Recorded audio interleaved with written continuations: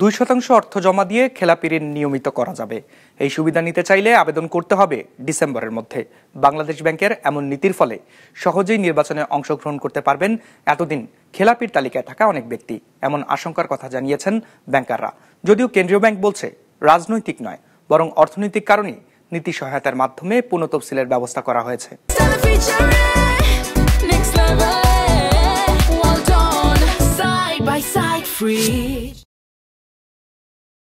দেশে এরই মধ্যে শুরু হয়ে গেছে নির্বাচনী আমেজ। আর এই নির্বাচনকে কেন্দ্র করে প্রতিবারই ব্যাংক পাড়ায় তোড়জোড় দেখা যায় আগ্রহী প্রার্থীদের। এবারও তার ব্যতিক্রম ঘটছে না। এমন বাস্তবতায় আসন্ন জাতীয় নির্বাচনে খেলাপিদের অংশগ্রহণ ঠেকাতে ব্যাংক ও আর্থিক প্রতিষ্ঠানগুলোকে বিশেষ নির্দেশনা দিয়েছে বাংলাদেশ ব্যাংকের ক্রেডিট ইনফরমেশন ব্যুরো। এমনটাই জানা গেছে সংস্থাটির একটি বিশেষ সূত্রে। অক্টোবরে হওয়া সেবির সেই বৈঠকে দীর্ঘদিন খেলাপি থাকা ঋণগ্রহীতারা নির্বাচনের আগে ঋণ নিয়মিত করার চেষ্টা করলে নিয়মকানুন কঠোরভাবে অনুসরণের নির্দেশনা দেওয়া হয়েছিল। আমরা চেষ্টা করছি, যেহেতু কিছু কিছু ক্ষেত্রে বাংলাদেশ ব্যাংকের একটা ডিসপেনশন দিয়েছে ব্যাংকগুলোর উপর, আমরা চেষ্টা করছি যে সেরকম কাউকে দেবো না যাদেরকে মনে হয় যে এরা পারবে না। যাদের দেখতে পাচ্ছি আসলে কোনো স্টক নাই, যাদের দেখতে পাচ্ছি ফ্যাক্টরি অপারেশন হওয়ার কোনো সুযোগ নাই, সেখানে আমি ডেফিনেটলি দেওয়ার কোনো কারণ নেই। তো আমরা যেহেতু বাংলাদেশ ব্যাংক আমাদেরকে কিছু কিছু ক্ষেত্রে আমাদের সে ডিসপেন্সেশন আছে যে ব্যাংকার কাস্টমার হইতে করুন।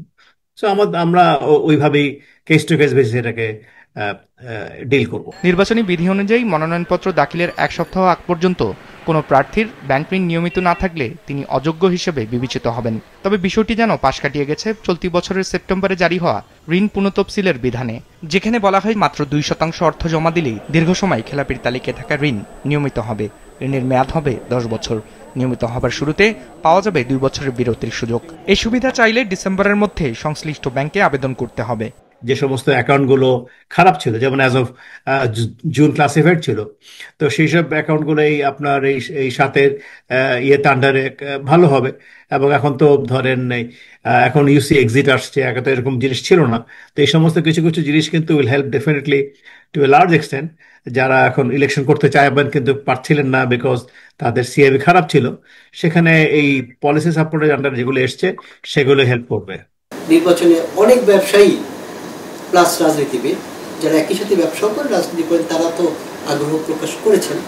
তাদের মধ্যে অনেকে অভিযোগ আছে যে আমরা বিরূপ রাজনৈতিক পরিবেশের কারণে বিগত প্রায় 1.5 যুগ সঠিকভাবে ব্যবসা পরিচালনা করতে পারিনি এবং স্বাভাবিকভাবে আমার ঋণ খেলাপিতে পরিণত হয়েছে।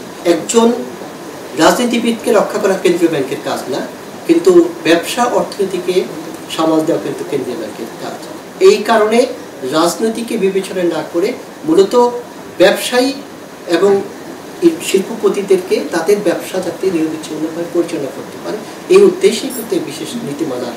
তথ্য বলছে চলতি বছরের জুন শেষে দেশের ব্যাংক খাতে খেলাপির পরিমাণ দাঁড়িয়েছে 5,30,000 কোটি টাকার বেশি, যা ব্যাংক খাতে বিতরণকৃত মোট ঋণের 27% বেশি। বিজনেস রিপোর্ট, মাছরাঙা টেলিভিশন।